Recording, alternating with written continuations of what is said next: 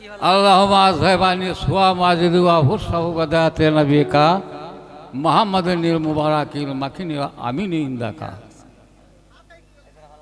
আল্লাহু লা আতিফুন বিইবাদিহি ইয়ারযুকু মাইয়াশাউ ওয়া হুয়াল কাবিউল আযীম।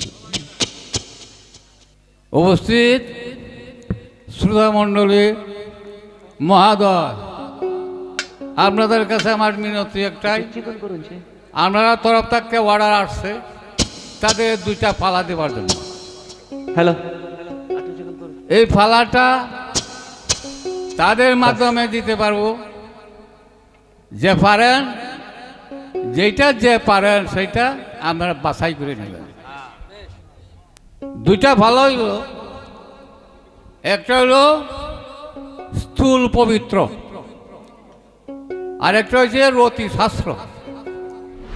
প্যারি চান আমার যারা ছিলেন বাউলা ছিলেন, বড় ছোট যাই হোক, কিন্তু এটা যারা ছিলেন তারা জানেন কি সাধক ছিলেন। যে যাই হোক, উনি কবি বলছেন যে আগে স্থূল পবিত্র জেনে লরে মন, স্থূলের মূলে গুল ভাজিলে হবে না তোর সাধনার বদল। আগে স্থূল পবিত্র জেনে লরে মন, যে স্থূলে নবী আম্বিয়ারা আইসেন, যে স্থূল তাকিয়া ভালো মন্দ সৃষ্টি হইতেছে এই জগতে। এই স্থূলের ভিতরে কি গণ্ডগোল লাগলো, এই স্থূল তাকিয়া আসতেছে কেহ ওলি আল্লাহ হইয়া, এই স্থূল তাকিয়া কেহ সুর বদমাইশ হইতেছে। কেন হয়? এ কি স্থূলের দোষ হয় না রতির দোষ হয়? সেই বিষয়ে আপনাদের যে বাউল মহোদয়গণ আছেন, সম্মানিত বাউল মহোদয়গণ, আর উপস্থিত আছেন আমার বন্ধু বান্ধব ময়মরব্বী, বিশেষ করে এই যে আপনার বিএনপি নেতা আছেন, আপনারা সম্মানিত নেতা অনেকগুলি কথা বলছেন, আপনাকে ধন্যবাদ।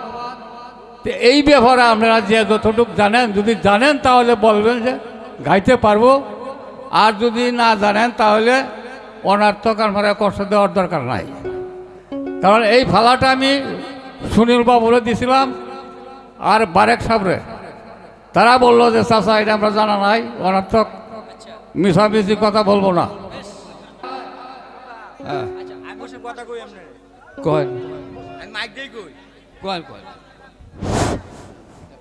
হ্যালো, উনি যে পাড়ার কথা বলছি, উনি তো আমরা সকলে ছিলেন সাক্তর মেম্বার সাহেব। উনি তার চাচা পেয়ারি সাত 1 নম্বর বাউল ছিল। আমি শুরু থাকতেই শুনি আর কি, আমি পেয়ারি সাথে দেখছি না, যেহেতু 52-54 বছর বয়স হয়েছে, আমি পেয়ারি সাথে দেখছি না। কিন্তু উনি এই দেশ বিখ্যাত বাউল ছিল, যে পালা উনি দিছে তারা গ্রাহকরা গাইতে পারবো, কিন্তু আপনারা বুঝতে পারেন না। কিন্তু মেম্বার সাহেবের কাছে আমার অনুরোধ থাকবো, আপনাকে সহজ একটা পালা দেন যে আমরা দর্শক বুঝতে পারি। আপনারা কি করেন? ঠিক আছে তো? একটা সহজ উপায় আছে, এটা এই শাস্ত্রটা আমরা প্রত্যেকের দরকার, আপনারা বুঝবেন। আদম সৃষ্টি নূর সৃষ্টি, এইটা আপনার শুনতে আছে, কিন্তু এটা সহজ ব্যাপার। এই দুনিয়ার মাঝে যে আমরা আসলাম, কে লেগে আসলাম, কোথায় থেকে আসলাম, আমরা কোথায় যাইব, অর্থের কথা, শরীয়ত মারফত এটা সৃষ্টিয়া কাদিয়া নকশাবন্দিয়া সব দিক দিয়াই এইটা আছে, এটা আপনারা পাইবেন। আশা করি এতে আপনারা সন্তুষ্ট হবেন। ধন্যবাদ, সকলকে ধন্যবাদ। আমি কিন্তু মানে সিস্টেমটা করছি কি, যে পালাটা একটু আগে থেকে শুরু করি। রাত্র আমি এই আমার শহীদ ভাই, তারপরে বাচ্চু ভাইরে বলছি যে গান কিন্তু 10টার পরে আমি নিব না, 10টার আগে আমি গান নিব, কারণ এলাকার মানুষ আমি গান শোনাইতে পারি না। আরেকজন ভালো শিল্পী আনছি, তারে নিয়ে যদি গান না শোনাইতে পারি তাহলে এটা নিজের কাছে খারাপ লাগবে। টাকা পয়সা কি এলাকার মানুষ আমার টেহা দিব, টেহার জন্য না, টাকা কামাই করতেছি। আপনারা আমার জন্ম থেকে এই পর্যন্ত যা কিছু আছে, আমার বাবার জন্ম দাদার জন্মও জানেন, এখানে নতুন করে পরিচয় দেওয়ার কিছু নাই, আমি কেডা। তো আপনারা আমারে চিনেন। তো আমি টাকা পয়সা বা ওইরকম কিছু না, আমি এলাকার মানুষকে কিছু গান শোনানোর জন্য একটা ভালো গান যেন আমরা উভয়ে উপহার দিতে পারি। তাহলে পালায় প্রবেশ করে যাব।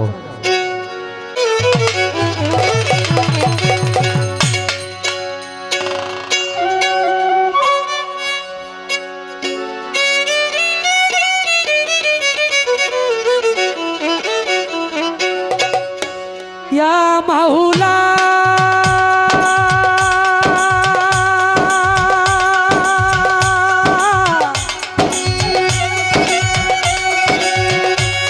ইয়া মাওলা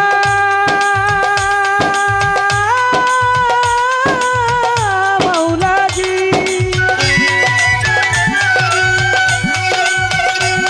ইয়া মাওলাজি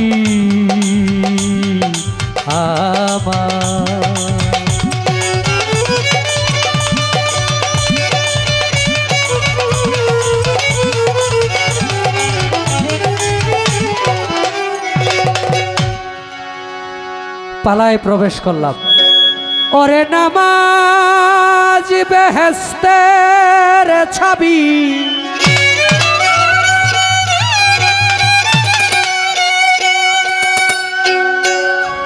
ও মুসলমান নামাজ বেহেস্তের ছাবি, বলছেন আমার দিনের কামলে ওয়ালা ইয়া রাসূলুল্লাহ ইয়া হাবিবাল্লাহ।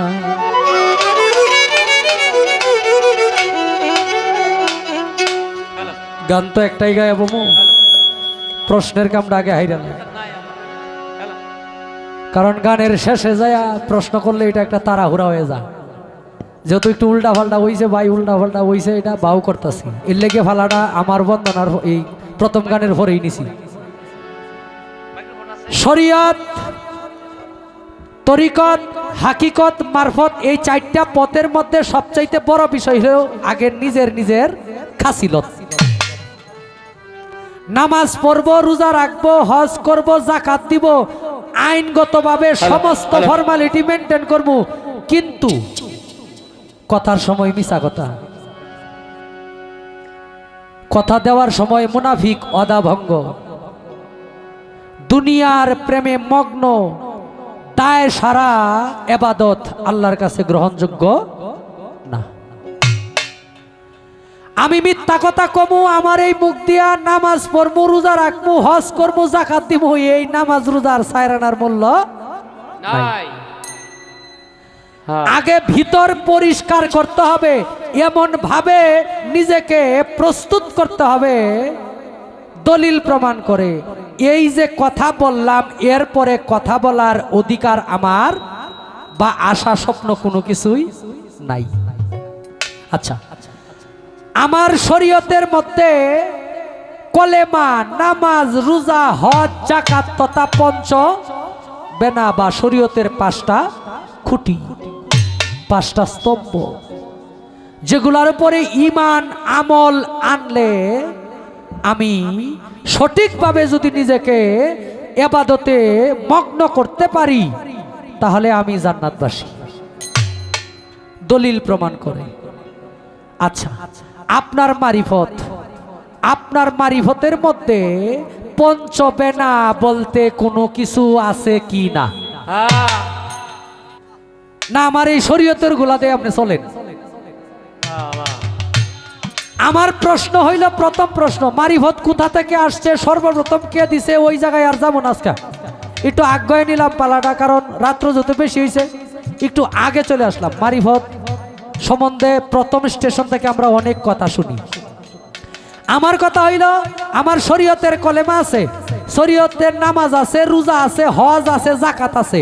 আমি শরীয়তের কলেমা লা ইলাহা ইল্লাল্লাহু মুহাম্মাদুর রাসূলুল্লাহ সাল্লাল্লাহু আলাইহি ওয়াসাল্লাম, নামাজ হইল 5 জায়গা 5 ওয়াক্ত নামাজ, ফজর নামাজ, জোহর নামাজ, আসর নামাজ, মাগরিব নামাজ, এশার নামাজ। হজ হইল মক্কায় গিয়া কাবা শরীফ তোয়াফ করা, হজ করা। যাকাত হইল ধনের পার্সেন্টেজ অনুযায়ী যাকাত দেওয়া। এটি হইল আমার শরীয়তের আইন, শরীয়তের সিস্টেম, পাঞ্চ বেনা।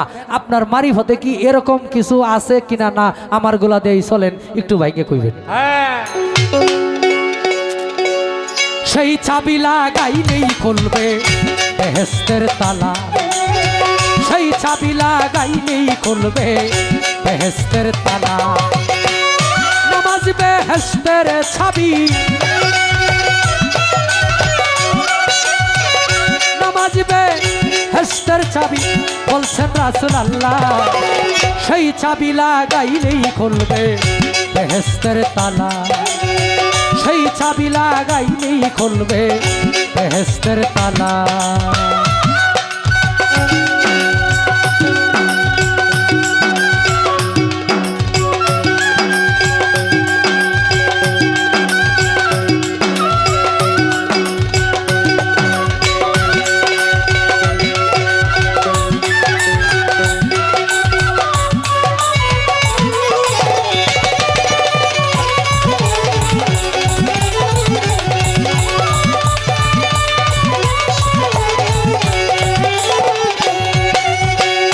মুআজ্জেমে মধুর সুরে দিতেছে আজান, আল্লাহ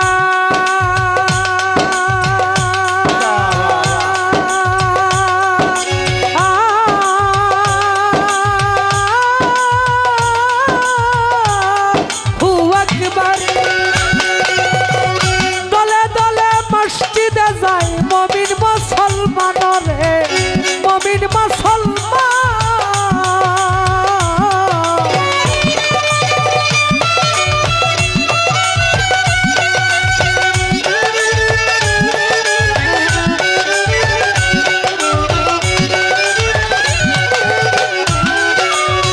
মুআজ্জেমে মধুর সুরে দিতেছে আজান, দলে দলে মসজিদে যায় মুমিন মুসলমান। তোমার প্রেমের সাবান দিয়া খোলো,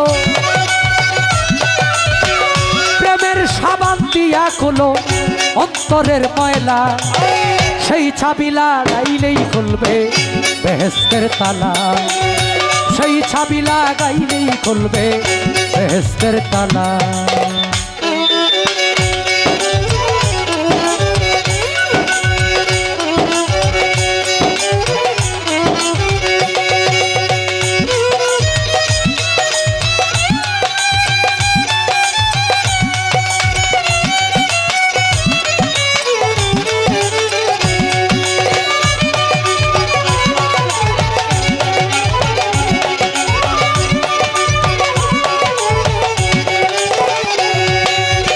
সেই বেহেশত আছে তোমার এই না দুনিয়ায়, ভক্তি দিয়া পর গিয়া মা জননীর পায়।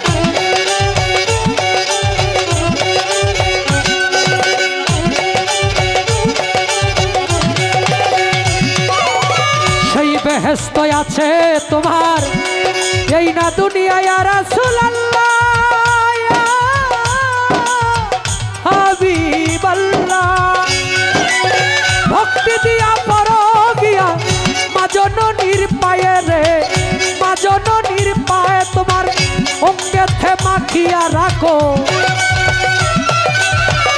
অঙ্গেতে মাখিয়া রাখো চরণের ধোলা, সেই চাবি লাগাইলেই খুলবে বেহেস্তের তালা পাগলা, সেই চাবি লাগাইলেই খুলবে বেহেস্তের তালা।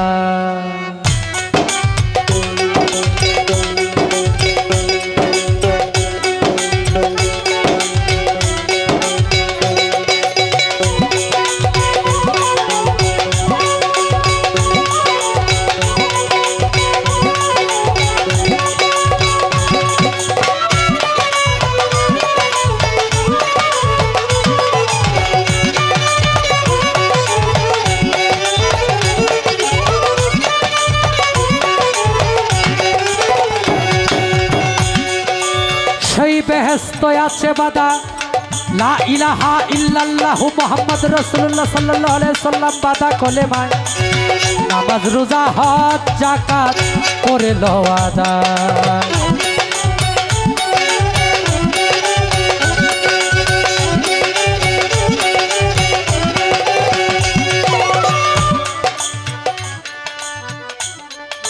শরীয়ত। আমার হুজুর পাক সাল্লাল্লাহু আলাইহি সাল্লাম খুতবা দেওয়ার জন্য মসজিদে নববীতে প্রবেশ করবেন। সিঁড়িতে প্রথম পা রাখলেন, বললেন আমিন। দ্বিতীয় পা রাখলেন, বললেন আমিন। তৃতীয় পা রাখলেন, বললেন আমিন। খুতবার পরে, নামাজের পরে সাহাবীরা জিজ্ঞেস করলেন, ইয়া রাসূলুল্লাহ, আজকে যে আপনি সিঁড়িতে প্রবেশ করার সময় 3 বার আমিন বললেন, আমরা তো কোনো দুয়ার মধ্যে লিপ্ত ছিলাম না, আপনার সাথে থেকে আপনি একাই 3 বার আমিন বললেন, তার কারণ কি? বা যদি তার হাকিকত জানতে পারতাম। আমার নবী কয়, আমরা যা জানি নিঃসন্দেহে, আমি যা জানি নিঃসন্দেহে তোমরা তা জানো না। কয় ইয়া রাসূলুল্লাহ, যদি বিষয়টা পরিষ্কার করতেন। কয় প্রথমবার আমিন বলছি, জিব্রাইল আমিন আইসা আমার কানে কানে কয়, আমার আল্লাহ দোয়া করেন সেই ব্যক্তি ধ্বংস তথা তার উপরে আল্লাহর নালত, যেই ব্যক্তি রমজান মাস পায়া তার জীবনের গুনাহ মাফ করাইতে পারল না। তার মতো হতভাগা পৃথিবীতে আর নাই। 2 নাম্বার, সেই ব্যক্তির মতো হতভাগা পৃথিবীতে আর কেউ নাই যেই ব্যক্তি মা বাবা পায়াও জান্নাত কামাই করতে পারল না। মা বাবার সেবা, মা বাবার খেজমতের কথা আমার নবী সরাসরি বলেছে, তথা কোরআনের মধ্যেও আল্লাহ পাক বলেছে। এখন এই যে অনেক মানুষ আছি, বাবা ব্যয় একটা করছি কইরা, এই মিয়া মা বাবারে যদি খাবাইলে দেখা গেছে ওই বউ কয় যে আমাদেরও তো বাচ্চা কাচ্চা ওই আয় উন্নতির দরকার আছে, এরা কাফেরের চাইতেও নিকৃষ্ট পৃথিবীতে। কয় আমরা আলাদা হয়ে যাইগা, মা বাবারে মাঝে মাঝে নাম করে দাওয়াত খাওয়া মনে, মায় কি খাইলো বাবাই কি খাইলো, এই সন্তানের মতো নিকৃষ্ট সন্তান জানোয়ারের চাইতেও নিকৃষ্ট দলিল প্রমাণ করে এই সন্তান। মায় কেমনে খাইলো, বাপে কেমনে খাইলো, এগুলার কোনো খবর নাই না। বউ একটা ভাইয়া ওইটার কথাই চলে। তাহলে এই মানুষ সবচাইতে নিকৃষ্ট এবং আল্লাহর তরফ থেকে, আল্লাহর রহমত থেকে বিতাড়িত। সে যতই চেষ্টা করুক, কোটি কোটি টাকা ইনকাম করবে, মা বাবা যেই সন্তানের প্রতি সন্তুষ্ট না, এই সন্তানের ধারা ইহকাল পরকাল কোনো কালই হাসিল হবে না। যদি কোনো দলিল থাকে বলতে পারে যে এইভাবে সম্ভব না, এটার কোনো দলিল নাই। 2 নাম্বার, জিব্রাইল আমিন আয়েশা বলে, ইয়া রাসূলুল্লাহ, আপনি বলে দিন যেই ব্যক্তি আপনি নবীর নাম শোনা মাত্র দুরূদ শরীফ পাঠ করলো না, সে আল্লাহর রহমত থেকে বিতাড়িত। নবীজির নাম শোনা মাত্রই দুরূদ শরীফ পড়তে হবে, হযরত মুহাম্মদ সাল্লাল্লাহু আলাইহি ওয়াসাল্লাম। তাহলে এই জিনিসগুলো একটু খেয়াল করতে হবে বাবা। নামাজ পড়া মানুষ বেহেশতে যাইবে এমন কোনো দলিল নাই। কোরআনে কোন জায়গায় নামাজের কথা বলছে 82 বার, সালাত কায়েম করো, সালাত প্রতিষ্ঠা করো, মানে নিজের ভিতরে সালাত প্রতিষ্ঠা করো। তুমি আমারে দাওয়াত দেওয়ার আগে আগে তুমি নিজের ভিতরে সমস্ত অঙ্গ প্রত্যঙ্গকে সালাত মানে সংযোগ স্থাপন করা, দেখা সাক্ষাৎ করা। কি সালাত মানে কি? স্মরণ করা। তুমি তোমার সর্ব অঙ্গ প্রত্যঙ্গ দিয়া স্মরণ করো। শুধু 5 ওয়াক্ত নামাজে গিয়া, মসজিদে খালি গিয়া এই সেজদা দিয়া পরে আবার দুনিয়াবি কামে লাগিয়ে পড়বা, বাকি নিঃশ্বাস প্রশ্বাস কোনো নামের মধ্যে সাল্লা না, এই সালাতে কাজ হবে না। এই কারণেই তো দোয়া কয়, বাবা আমার নামাজ কবুল হইলে তাহলে আমার দোয়া কবুল হয় না। কেন দোয়া কবুল হয় না? তো কারণ আছে, নামাজ হয় না। নামাজ কেমনে হয়? নামাজ পইরা বাইরে গিয়ে মিথ্যা কথা কই, সুদ খাই, ঘুষ খাই, হ্যাঁ? নামাজ পইরা বিভিন্ন মানুষের সুকুল করি, নামাজ পইরা বিভিন্ন মানুষের কে বিপদে পালানোর জন্য চেষ্টা করি। এই নামাজি আর এই মুনাফিকের সাথে কোনো পার্থক্য নাই। রাসূল পাক সাল্লাল্লাহু আলাইহি সাল্লাম বলেছেন, কাফেরের চাইতে মুনাফিক নিকৃষ্ট। মুনাফিক সে যে ব্যক্তি কথা দিয়া কথা রাখে না, যার মুখে এক অন্তরে আরেক, সে হইল মুনাফিক। কাফের সংশোধন হওয়ার সম্ভাবনা থাকে, মুনাফিক কখনো সংশোধন হয় না। মুনাফিক ছিলেন আবু জাহেল, কইতেছে কয় আবু জাহেল এই যে গর্ত করছে আমার নবীরে গর্তে ফালানি লেগা, এখন এই গর্তে আবু জাহেল নিজে গিয়া পড়ছে। এখন এই যে তার যে লোকজন আছে হেরা গিয়া রশি দেয়, হাত দেয়, যত রশি লম্বা করে তত নিচে যায়, কয় নবী মোহাম্মদ রেখে আন, নাইলে আমার এর থেকে কেউ উদ্ধার করতে পারবে না। আনছে, কয় চাচা আপনার আমি উঠাবো, কিন্তু শর্ত একটা, কয় কি, কয় লা ইলাহা ইল্লাল্লাহু মুহাম্মাদুর রাসূলুল্লাহ, একবার কইবেন। কয় বাইস্তা আচ্ছা আগে উডা আমারে, পরে আমি কইতাছি। তারপরে আমার নবী পাক সাল্লাল্লাহু আলাইহি সাল্লাম জানতো, এরপরেও কইতেছে, কয় আচ্ছা ঠিক আছে উঠাইলো, হাত দেওয়া মাত্র এত নিচে থেকে উপরে চলে আসলো। উইটা কইতেছে বাইস্তা তুমি এত বড় জাদুঘর। ওই যে নিচে থেকে কইছে, মানে ওই যে মুনাফিক যেটা কথা দিয়ে কথা রাখে না, অন্তরে এক মুখে আরেক, সে হইল মুনাফিক। তার সাথে আবু জাহেলের সাথে কোনো পার্থক্য নাই।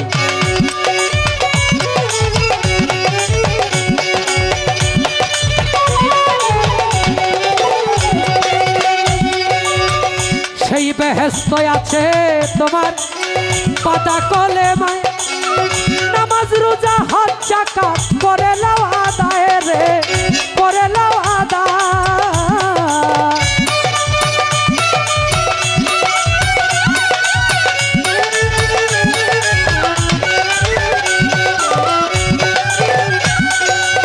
সেই বেহেশত আছে তোমার পাতা কলেমায়, নামাজ রোজা হজ যাকাত করে লাও আদায়। তোমার অন্তরেতে ছাবি খোঁজো,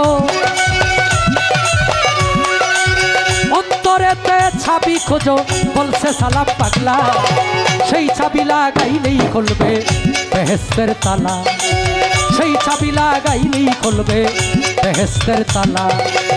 নামাজ বেহেশতের ছাবি,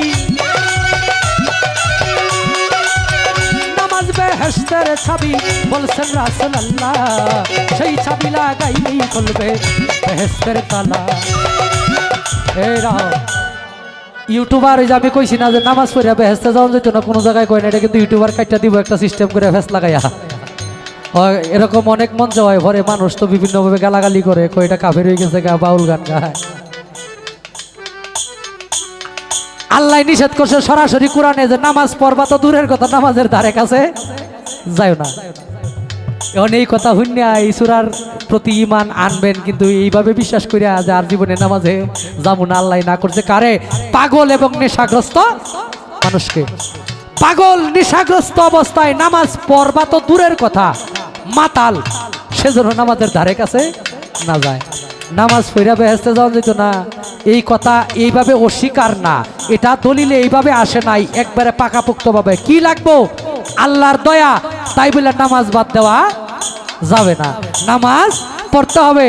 নবী পাক সাল্লাল্লাহু আলাইহি সাল্লাম যখন শেষ বিদায় বেলা, উনি বলছেন নামাজ যদি তুমি দাঁড়ায় পড়তে পারো দাঁড়ায় পড়বা, দাঁড়ায় যদি না পড়তে পারো বৈশা পড়বা, বৈশা না পড়তে পারলে শুয়া পড়বা, শুয়া যদি ইশারা ইঙ্গিতে না পড়তে পারো মুখ দিয়া খালি টুটি নাড়ায় নাড়ায় পড়ো সালাত।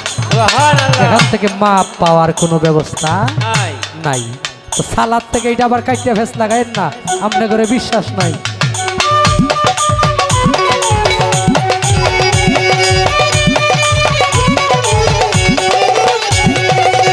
নামাজ বেহেশতের ছাবি, নামাজ বেহেশতের ছাবি, বলছেন রাসূলুল্লাহ, সেই চাবি লাগাইলেই খুলবে বেহেশতের তালা, সেই চাবি লাগাইলেই খুলবে বেহেশতের তালা। ধন্যবাদ।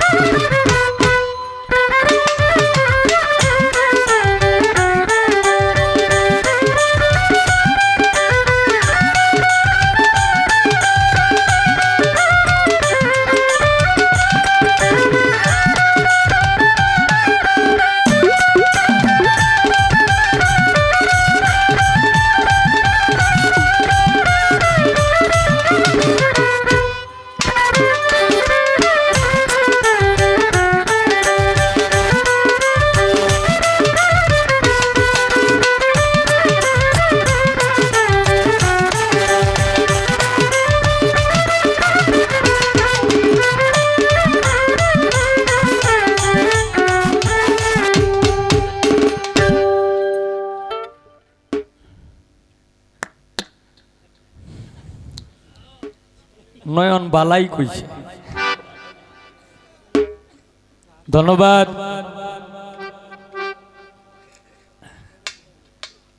নয়ন দলীয় বিষয় নিয়ে কিছু কথা বলছে, কেডা রাস্তা করে দেয় না এই বিষয় নিয়ে কথা বলছে। তবে আমি আর এইসব কথা আমি বলবো না। আমি হইলাম এক ধরনের সরল সোজা মানুষ, আমার যেইটাই যায় এইটাই বালা। হ্যাঁ, আমার যেইটাই যায় এইটাই বালা। ভোট এটা এটা হইল ব্যক্তিগত অধিকার, একজনের ভালো লাগলে দিব, নাইলে দিত না। তবে আমরা যেহেতু বাংলাদেশের নাগরিক, ভোট যে কোনো এক জায়গায় দিতেই হবে। তা আমিও আবার সুবিধাবাদী, যদিও এই এখানে একটা দল যাইতো না, এটা কিন্তু কোনটা যাইবো আর কোনটা যাইতো না এটা কিন্তু আগে থেকে মোটামুটি বুঝন যায় কিন্তু। অথবা এটা এই যেদিন ভোটাভুটি শুরু হয় এদিন মনে করেন যে সকাল 8টা থেকে শুরু করে 2টা 3টার আগ পর্যন্তই কিন্তু 3টে বাজলেই কিন্তু বুঝন যায় যে কোনটা যাইবো আর কোনটা যাইতো না। এখন ভোট দেওয়ার সময় কয়টা পর্যন্ত দেখে? 4টা লাগাত নাইলে 5টা লাগাত, নাকি হয়তো 4টা নাইলে 5টা, আর না হয়তো আরেক ঘন্টা বেশি হইলে হইতেও পারে, না হইলে না হইতার। তবে আমি আবার ভোট দেই ভোটাভুটি শেষ হওয়ার অন্তত ঘন্টা 1.5 ঘন্টা আগে আগে বুঝি যে কোনটা যাইবো। মানুষের মুহূর্তে একটা আলাপ আলোচনা আছে, গো একটা রোব আছে যে এই যে এই দলটা যাইবো গা, তখন ভোটটা হুদা হদি অন্য দিয়ে নষ্ট করি না, যেটা যাইবো এটার মধ্যেই দিই। হ্যাঁ, এলা আওয়ামী লীগ যাও আর বিএনপি যাও, হ্যাঁ যেইটাই যায় এইটাতেই দেই। আর আমি কোনো রাজনীতি করি না, আমরা শিল্পী মানুষ, আমরা উন্মুক্ত মানুষ, যেইটাই যায় এটাই আমরা ভালো। তো বিষয়টা হলো আমাদের মুরব্বী বাবাজি উনি আগে একটি কথা বলছিল যেটা সুনীল বাবু বারেক বৈদেশি দিছে, তারা না করছে, এইটাই দিছে আমরা রে। আসলে বিষয়টা হলো স্থূল প্রবর্তক। স্থূল মানে মাতা পিতা, স্থূলের গুরু হচ্ছে মাতা পিতা, আর প্রবর্তকের গুরু হচ্ছে যার যার মুর্শিদ। এই মাতা পিতা সম্পর্কে কিছু আলাপ আলোচনা করা, তবে এইটাও কিন্তু একটা কঠিন বিষয়। আর মুর্শিদ সম্বন্ধে কিছু আলাপ আলোচনা করা, আর রতিশাস্ত্র মধ্যে কিছু আলাপ আলোচনা করা, যেমন এই যে দেহের ভিতর কয়টি রতি, কি বা রীতি, কোন রতি হয় তার সাধনা, এরকম কিছু গান আর কিছু আলাপ আলোচনা, এটা কিন্তু বিশাল কঠিন। তবে এখন পালা পাইলাম শরীয়ত এবং মারিফত। শরীয়ত পালাটা পায়া নয়ন খুব খুশি হয়েছে, যা বুঝানি দিল। তবে নয়ন রে একটা কথা কই, নয়ন কথা যত কম কইবা তত তোমার ভুল কম হইব। কথাটা মনে রাখবা সব সময়। এটা খালি আজকে স্টেজের জন্য না, যতদিন গান গাইবা, এটা তোমার উপদেশ দিতাছি না, উপদেশ দেওয়ার মতো আমার কোনো সাহস শক্তি নাই। তবে এই জ্ঞানীদের একটা কথা, আমি জ্ঞানী মানুষের এই কিছু কিছু জ্ঞানী মানুষের কাছে যে সঙ্গগুলা দিছি, এই জ্ঞানীরা একটা কথা কয় যে কথা যত কম বলবে তত একটা মানুষের ভুল কম হবে। তবে যাই হোক, বিষয়টা এটাও না, কয় শরীয়ত আমরার মধ্যে পঞ্চবেনা আছে, 5 ওয়াক্ত নামাজ আছে, আমনের মারিফতের মধ্যে কি কিছু আছে কি না? যদি তাহে তাইলে কইয়ে কয় আমরা শরীয়তের কলেমা তয়ব লা ইলাহা ইল্লাল্লাহু মুহাম্মাদুর রাসূলুল্লাহ সাল্লাল্লাহু আলাইহি ওয়াসাল্লাম। আচ্ছা, তুমি আরেকবার উঠে কইছে এটা যে শরীয়তের কলেমা, এটা পবিত্র কোরআন শরীফে কিংবা বিভিন্ন তাফসিরে অথবা বিভিন্ন হাদিসে কোন জায়গায় লেখা আছে যে এটা শুধু শরীয়তের কলেমা? তুমি একটু কইছে প্রশ্ন, তোমার প্রশ্ন আমি অন্য কোনো প্রশ্ন করব না, তোমার পয়েন্টেই আমি প্রশ্ন করব। কলেমার মধ্যে আমার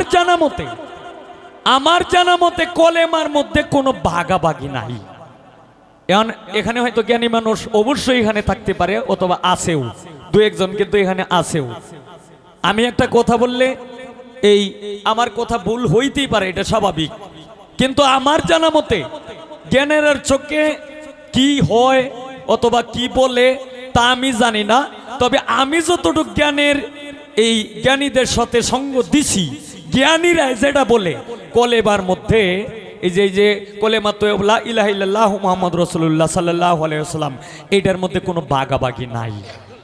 এটা শরীয়ত যে করে তারও একই কলেমা, হাকিকতে যে হাকিকত রাস্তায় যে চলে তারও একই কলেমা, আর মারিফত যে করে তারও কিন্তু একই কলেমা, তরিকত যে একই কলেমা, এটার মধ্যে কোনো ভাগাভাগি নাই। তবে একটা আছে, এটা হইল যেমন মারিফতের দেশে গেলে অনেকেই বলে, এটা আমার মুখের কথা না, এটা আমার হইলো শোনা কথা। যেমন তুমি তো ল্যাপটপ দেখে কথা কও, এই বিভিন্ন বই দেখে কথা কো, আর আমি কিন্তু বই দেখে কথা কই না। কারণ আমার মতো আমার চাইতে যারা অধিক জ্ঞানের অধিকারী তাদের কাছ থেকে আমি যতটুকু সংগ্রহ করছি, তারাই বলে যে কলেমা শরীয়তেরও এক কলেমা, মারিফতেরও এক কলেমা, আর হাকিকতেরও এক কলেমা, আর তরিকতেরও এক কলেমা।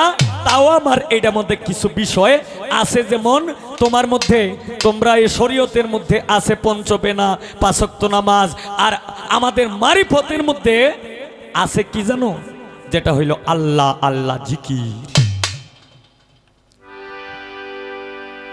আইন বেজিলেন রাসূলুল্লাহ মুখে পড়রে সদায় লা ইলাহা ইল্লাল্লাহ, লা ইলাহা নফিসে হয়, ইল্লাল্লাহ সেই দিন দয়াময়। এটাও কিন্তু আমার লেখা গান না, কবি বাউল সাধক ফকির লালন সাইজির গানে বলছে, লা ইলাহা নফিসে হয়, ইল্লাল্লাহ সেই দিন দয়াময়, নফি এসবাত ইহারে কয়, এহি তো এবাদতুল্লাহ, মুখে পড়রে সদায় লা ইলাহা ইল্লাল্লাহ।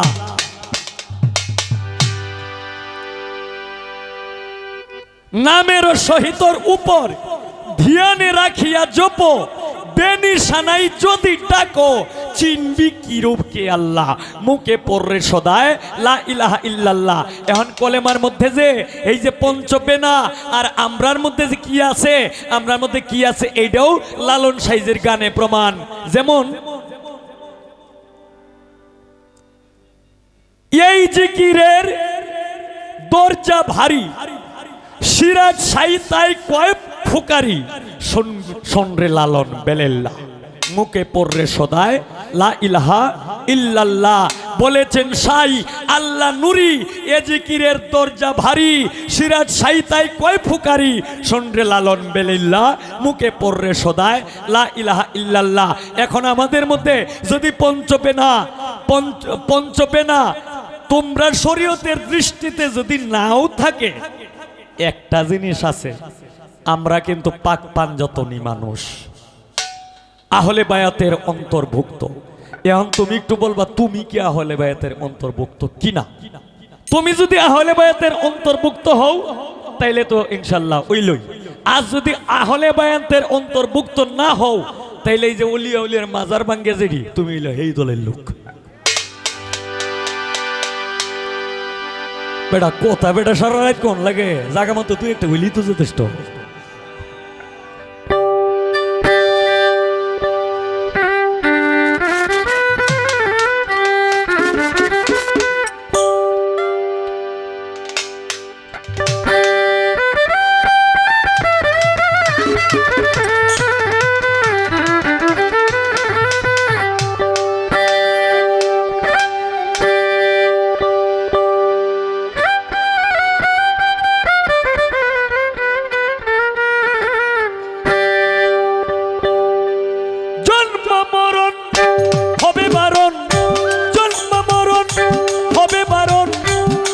সাজাওয়া আর হবে না নীলে গুরু উপাসনা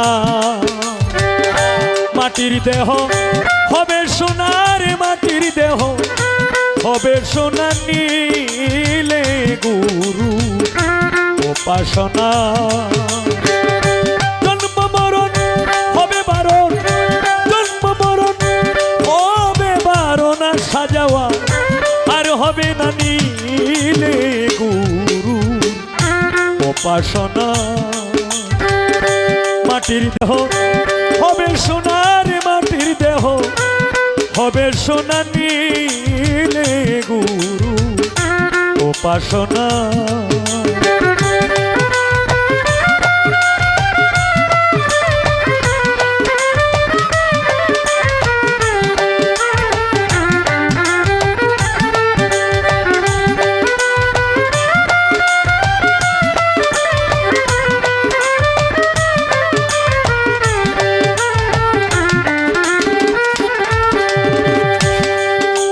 মনরে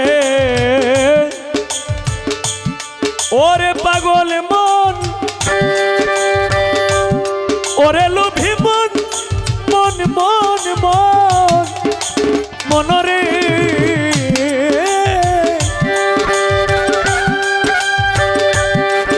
ওরে গুরু যারে দয়া করে দীপ জ্বালাইয়া আধার ঘরে শিখায় তারে অসাধ্য সাধনা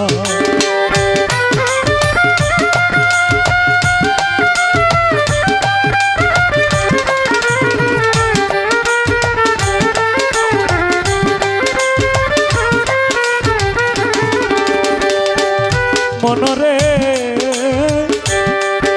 ওরে গুরু যারে দয়া করে দীপ জ্বালাইয়া আধার ঘরে শিখায় তারে অসাধ্য সাধনা করে করলে সাধন পালায় সমন মরণের আর ভয় থাকে না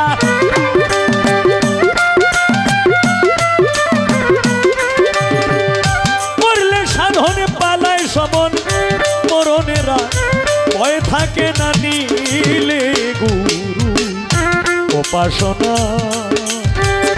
মাটির দেহ হবে সোনার মাটির দেহ হবে সোনা নীলে গুরু উপাসনা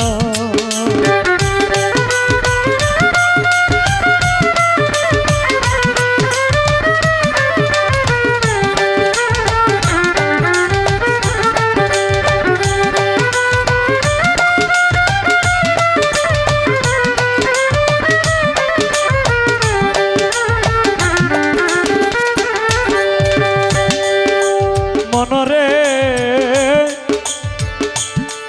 ওরে তুমি আসিয়া এই মানবী কুলে অহংকারে ভুলে রইলে মানব জমিন আবাদ করলে না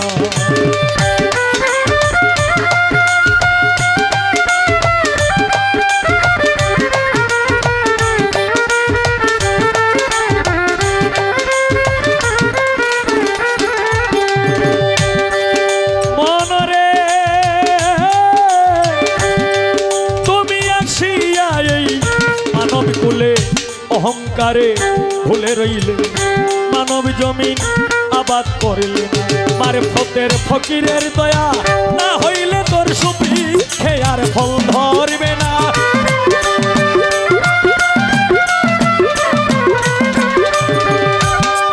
ওরে গুরুর দয়া না হইলে তোর সুভিকে আর ফল ধরবে না নীলে গুরু উপাসনা মাটির দেহ হবে সোনার মাটির দেহ হবে সোনা নীলে গুরু উপাসনা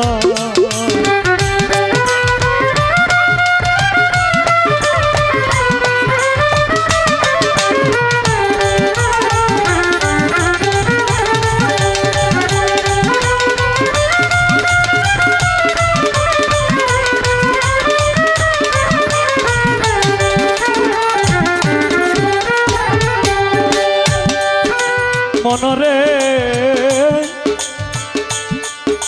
ওরে হরেন্দ্র ছাদ ঘোষাই বলে রাধার মন ভুলে রইলে প্রেম ফুলের মধু খাইলে না।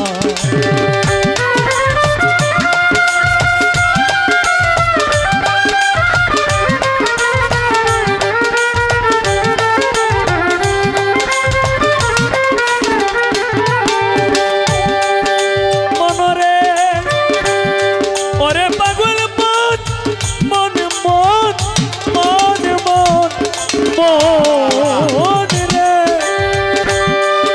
ওরে হরেন্দ্র ছাদ গোসাই বলে রাধার মন ভুলে রইলে প্রেম ফুলের মধু খাইলে।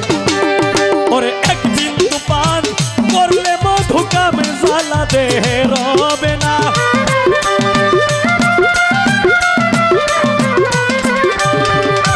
এক বিন্দু পান করলে মধু কাম জ্বালা দে হে রবে না নীলে গুরু উপাসনা।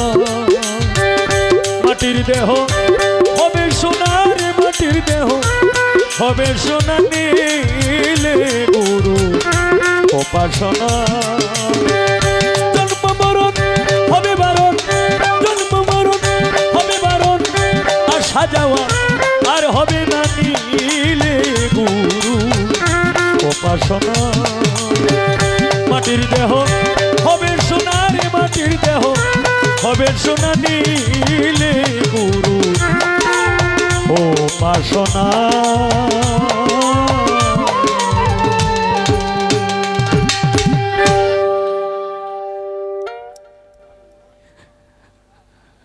নয়ন শেখ কইতাছে কই আপনি কি শুধু খালি আমার শরীয়তের যেগুলি আছে এটি দিয়েই চলেন? হ্যাঁ, এখন আমি যদি কই যে হয় এইটি দিয়েও চলি এইটি দিয়েও চলি, শরীয়ত দিয়েও চলি মারিফত দিয়েও চলি, আমি দুইটার মধ্যেই আছি। কেন আছি? কারণ দেখো শরীয়ত মারিফত পালা দিলে একজনের গীবত আরেকজনে গায়, একজনের গীবত আরেকজনে গায়, কিন্তু আমি এই গীবতের পক্ষে আমি নাই। কারণ আমি জানি এতটুকু যে শুধু শরীয়ত করে মারিফত মানে না, মারিফতকে প্রাধান্য দে না, সে হইল ফাসেক। আর যে শুধু মারিফত করে শরীয়ত মানে না, শরীয়ত মানে না, আর শরীয়তের দৃষ্টিকোণ মানে না, শরীয়তের আইন মানে না, সেও ফাসেক।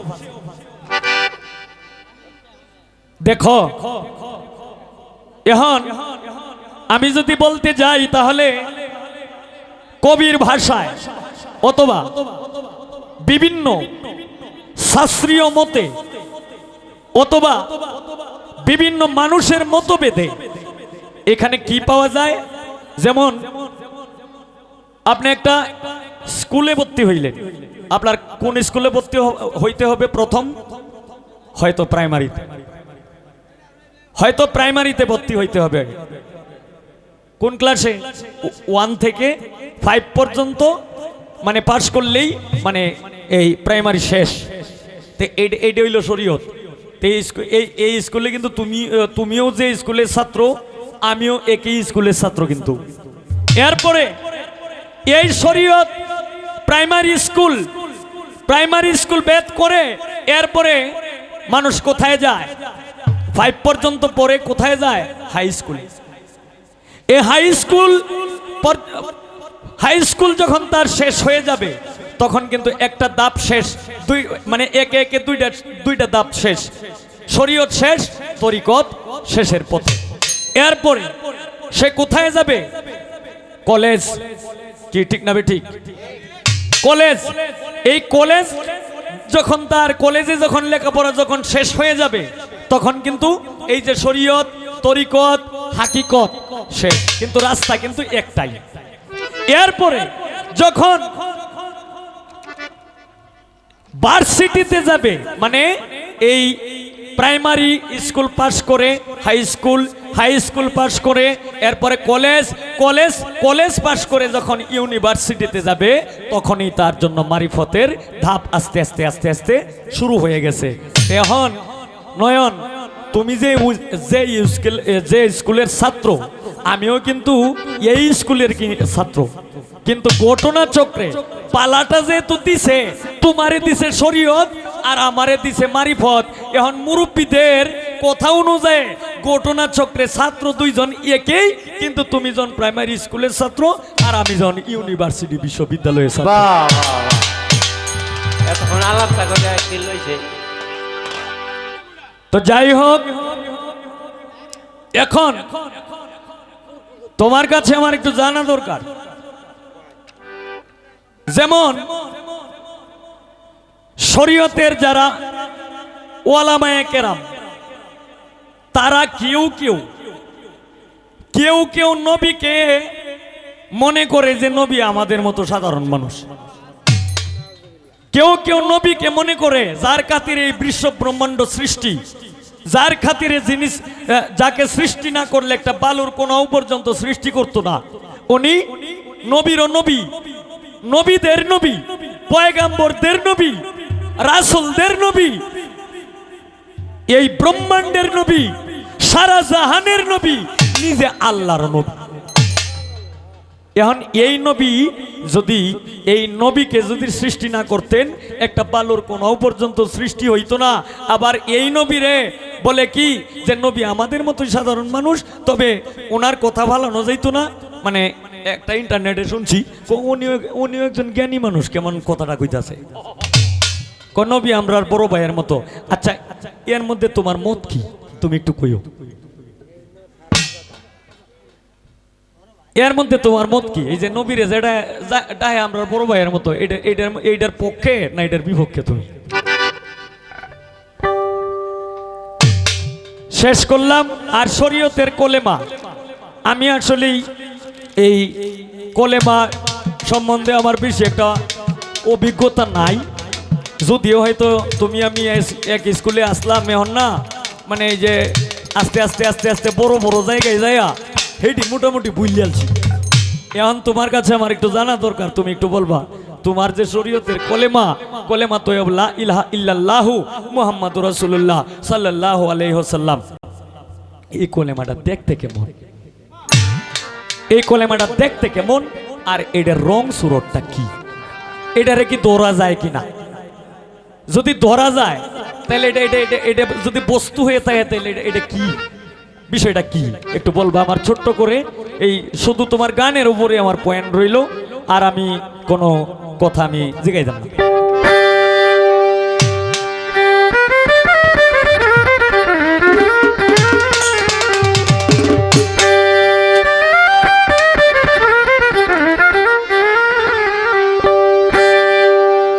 গান যেহেতু আমি প্রথম শুরু করছি, এখন এই রাত্র অনেক হয়ে গেছে, বিচ্ছেদ আমি আর এই আগে গাইতাম না, বিচ্ছেদ গাওয়াম নয়ন শেখ রে দিয়া। নয়ন শেখ আগে গাইব, এরপরে তো আমি তো আল্লাহ রহমতে বিচ্ছেদ গাইতে গাইতে আমার নিজেই হয়ে গেছি কি একটা বিচ্ছেদ।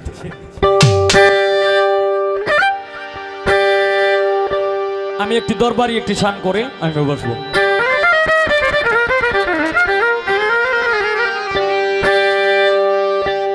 ওরে আশেক ভক্ত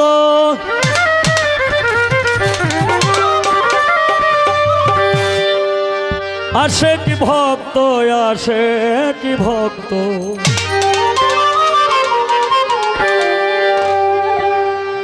আশেক ভক্তগণের তুমি হাও দিশারি,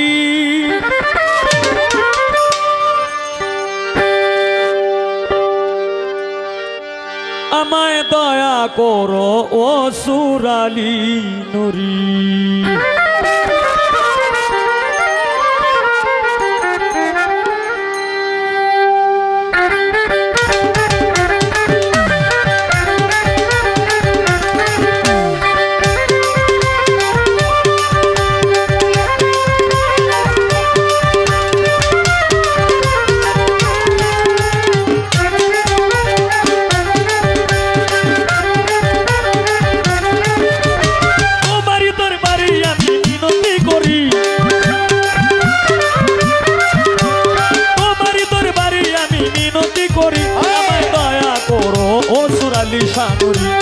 দয়া করো ইন্ন সালি সানরি আশেক ভক্তগণে তুমি অদিশারি আমায় দয়া করো দয়াল অসুর সানরি আমায় দয়া করো অসুর আলী সানরি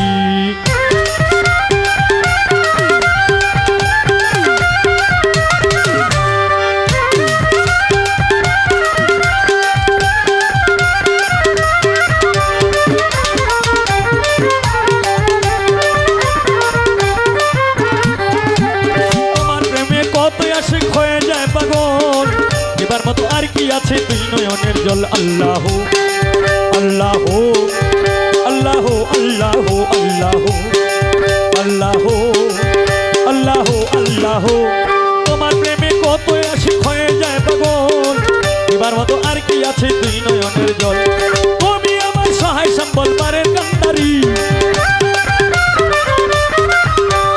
তুমি আমার সহায় সম্বল পারের কান্দারি করো অসুর আলী সানুরি আমায় দয়া করো ইন্ন সালি সানুরি অশেক ভক্তগণের তুমি অদিশারি আমায় দয়া করো অসুর আলী সানুরি আমায় দয়া করো ইন্ন সালি সানুরি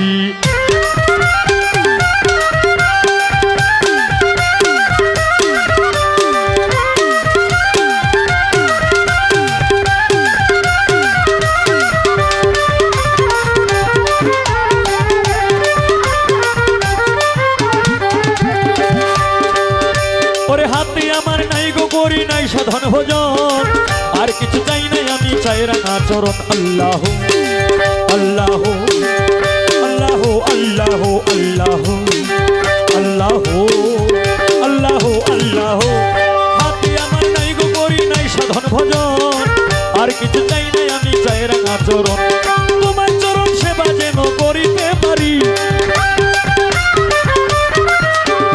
তোমার চরণ সেবা যেন করিতে পারি আমায় দয়া করো অসুর আলী সানুরি আমায় দয়া করো ইন্ন সালি সানুরি আশেক ভক্তগণের তুমি অদিশারি আমায় দয়া করো অসুর আলী সানুরি আমায় দয়া করো দয়াল বাবা ভান্ডারী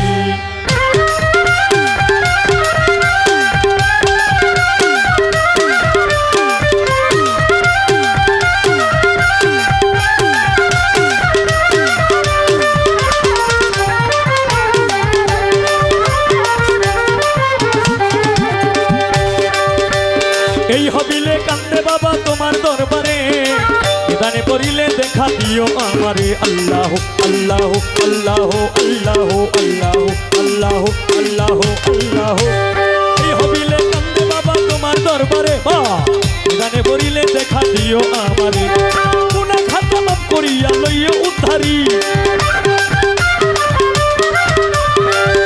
ওরে গুনাহ খাতা মাফ করিয়া লইয়া উদ্ধারি আমায় দয়া করো বাবা সুরেশ্বরী দয়া করো দয়াল সুরেশ্বরী আশেক ভক্তগণের তুমি অদিশারি আমায় দয়া করো দয়াল অসুর সানুরি আমায় দয়া করো ইন্ন সালি সানুরি তোমারই দরবারে আমি মিনতি করি তোমারই দরবারে আমি মিনতি করি আমায় দয়া করো দয়াল অসুর সানুরি আমায় দয়া করো ইন্ন সালি সানুরি আশেক ভক্তগণের তুমি অদিশারি আমায় দয়া করো দয়াল বাবা ভান্ডারী আমায় দয়া করো দয়াল সুরেশ্বরী আমায় দয়া করো দেওয়াল বাগি নুরে আমায় দয়া করো দয়াল সুরেশ্বরী আমায় দয়া করো চান্দ হৌলাপুরী আমায় দয়া করো ও দয়া